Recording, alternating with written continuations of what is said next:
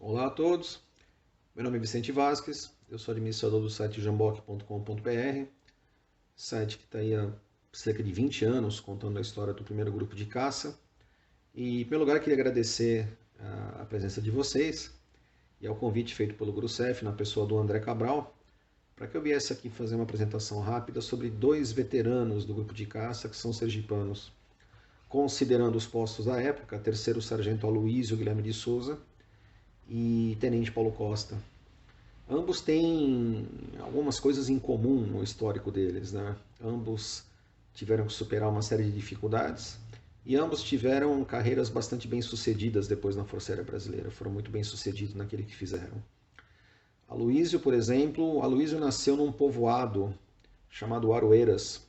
Nasceu em 25 de junho de 1921.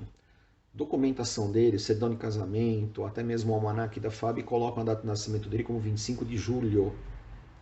Mas ele nasceu em junho, inclusive o segundo nome dele, segundo me foi explicado pelo filho dele, o Sr. Cloísio, é Aloysio Guilherme, porque Guilherme é o santo do dia, 25 de junho.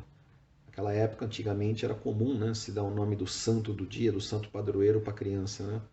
Então ele nasceu 25 de junho. O pai dele, seu Manuel Olegário de Souza, e a mãe era a Dona Júlia Luísa dos Santos. Dona Júlia era professora. Infelizmente, Dona Júlia faleceu cedo, faleceu quando Aloysio era ainda pequeno. Seu Manuel casou novamente, eles mudaram para a Bahia quando o Aloysio tinha cerca de 10 anos, e Aloysio começou a trabalhar com o pai, ajudar o pai, mas em determinado momento o Aloysio teve algumas discordâncias do pai, vamos dizer assim, né? E resolveu fugir. Aloysio pegou um navio, vapor Santos. A gente tem aqui o manifesto de passageiros, né, onde aparece o Aloysio. Ele veio para o Rio de Janeiro em 1935. Agora, você veja, um menor de idade, sem autorização, desacompanhado, descendo no cais, ainda com dinheiro em mãos, porque ele tinha o dinheiro que ele recebia, né? Foi preso pelo juizado de menores e foi encaminhado para o então SAM, Serviço de Assistência ao Menor, né? E depois ele acabou sendo enviado, acabou indo para a Escola de Aprendiz de Marinheiro. Ele no SAM, ele se destacou, né? Segundo me foi contado por familiares, ele se destacou porque ele escrevia muito bem, ele falava muito bem. E talvez daí ele tenha conseguido essa oportunidade de ir para a Escola de Aprendiz de Marinheiro, né? Enfim, ele depois sentou praça, ele acabou sentando praça na Marinha mesmo, em 1º de setembro de 38. E uma vez na Marinha, Aloysio escolheu servir na aviação naval. Consequentemente, em 1941, houve a criação da Força Aérea Brasileira, você teve a fusão da aviação naval com a aviação militar, na criação da FAB, e assim Aloysio veio para a FAB. Uma vez na FAB, Aloysio queria ser oficial. O sonho dele sempre foi ser oficial. Mas veio a guerra. E com a guerra, Aloysio falou, não, eu quero ir combater. O oficial superior dele disse para ele, não, o melhor para você é você se formar como oficial, pensar no teu futuro, não, eu quero ir para a guerra, eu quero ir para a guerra. E assim Aloysio foi voluntário para o primeiro grupo de caça, né? E seguiu para o Panamá, do Panamá para Suffolk e de Suffolk para a Itália. Ele, nós sabemos que a função dele na Itália era a de escrevente almoxarife, e ele era responsável pelos relatórios de status das aeronaves, né? E pelas ordens técnicas dos aviões. Infelizmente não se tem muitos detalhes de outras atividades, de particularidades dele na Itália, não tem muito registro disso. Tá? Existe foto, que nem essa que a gente está vendo agora, do Aloysio já na Itália, né, na função dele de escrevente, mas infelizmente não muitos detalhes, histórias adicionais. Ele, acabando a campanha da Itália, ele voltou para o Brasil, e entre 47 e 53 ele foi transferido um par de vezes para Recife, não sem antes casar em 25 de janeiro de 47 com Dona Creuza Uric. Dona Creuza Uric, inclusive, nascida em Santos, ela era santista, né? Eu sou santista, ela é daqui de Santos. E eles se conheceram no Rio de Janeiro. Dona Creuza trabalhava numa pensão, e lá se conheceram e eles casaram. Em Recife nasceu o primeiro filho dele, que é o seu Cloísio. Depois tiveram mais 3 meninas. E até que em 1900... E ele continuou na FAB, né? Até que em 1956 aparece ele como sendo enviado para a Inglaterra como auxiliar do Adido Aeronáutico em Londres na compra de material para a FAB, incluindo motores Rolls-Royce. Né? Tem aí um detalhe curioso, que é uma zona meio cinzenta. Que acontece? Ele aparece em 1956, num diário oficial, como sendo promovido de primeiro sargento, perdão, a segundo tenente da Infantaria de Guarda, com data retroativa a 1952, já 4 anos antes. Não consegui encontrar nenhuma documentação sobre isso, mas então com certeza Aloysio fez o curso oficial da Infantaria de Guarda, né? E por algum motivo a promoção veio em 56, retroativa. A pequena confusão que acontece às vezes é que fala assim, mas ele não era oficial administrativo e não da Infantaria de Guarda? Ele posteriormente fez o curso do quadro de administração, que nós já vamos chegar lá. Então, em 56 ele foi para a Inglaterra como auxiliar do Adido Aeronáutico na compra de materiais, conforme nós dissemos, né? Teve essa promoção. E ele volta para o Brasil. E em 59, o Aloysio vem para Santos, base aérea de Santos, onde ele vem fazer o curso do quadro de administradores, né, de oficiais de administração da Força Aérea. Tá?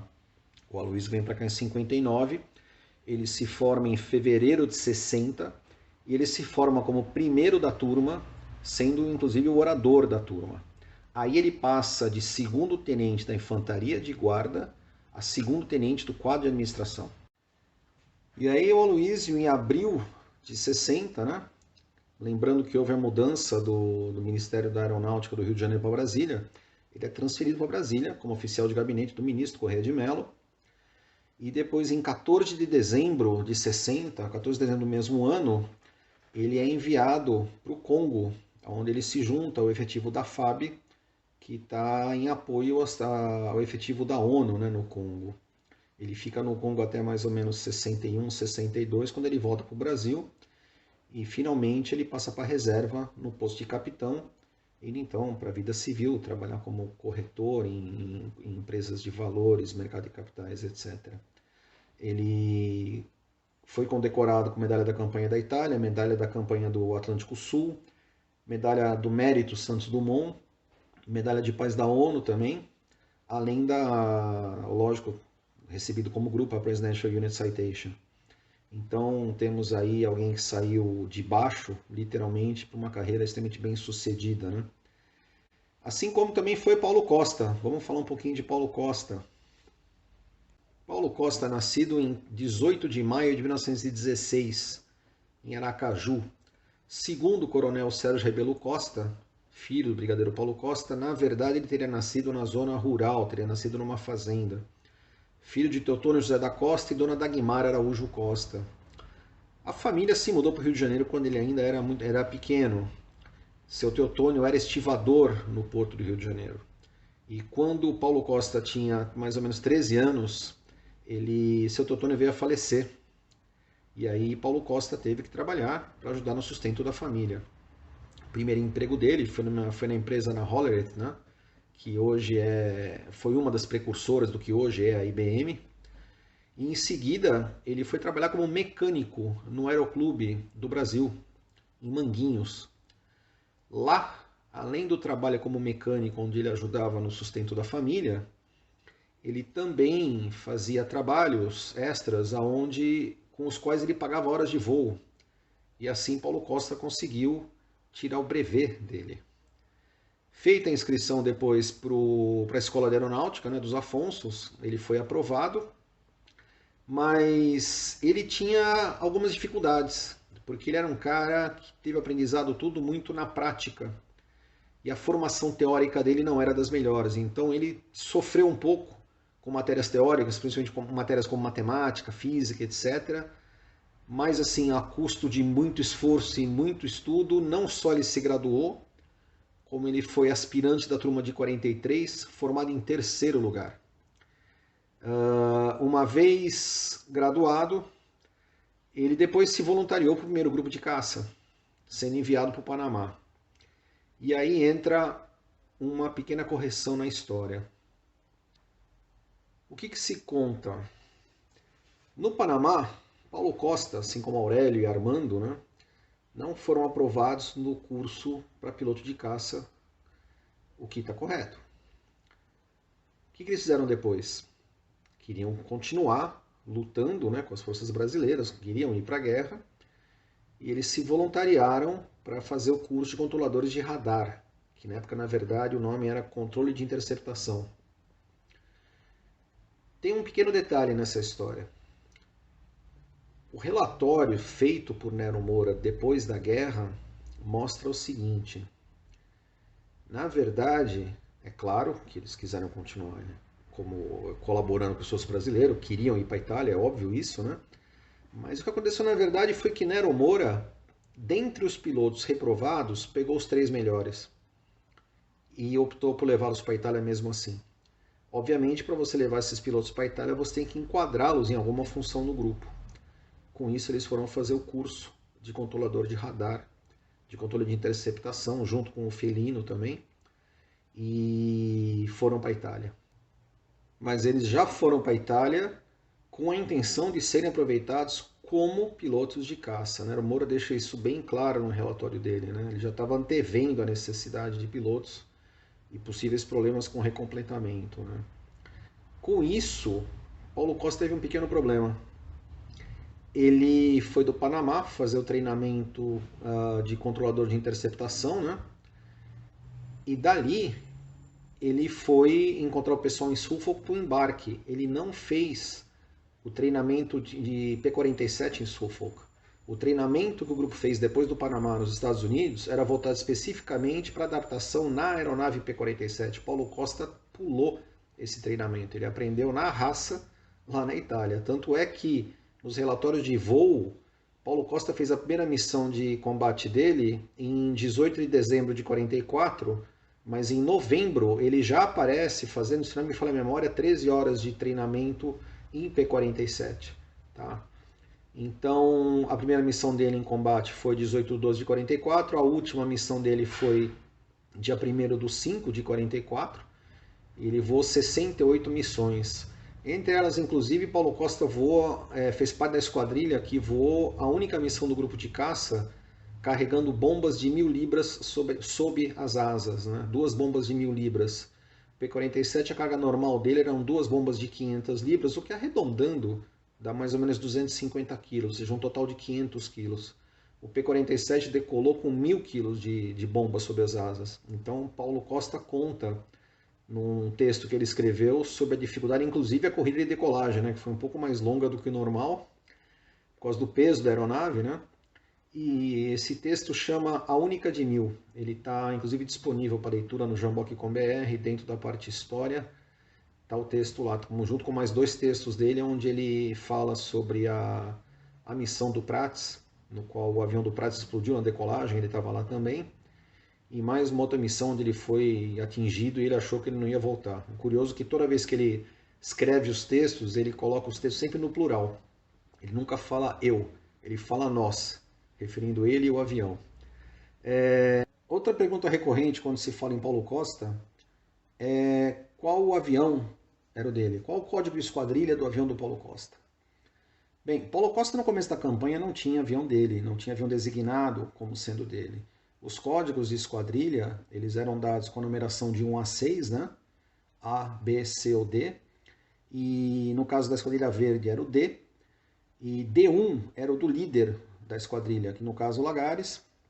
D2, o subcomandante da esquadrilha, no caso o Assis. E depois D3, D4, D5 e D6, na ordem Perdigão, Rui, Meira e Coelho, eram dados por ordem de antiguidade. Né?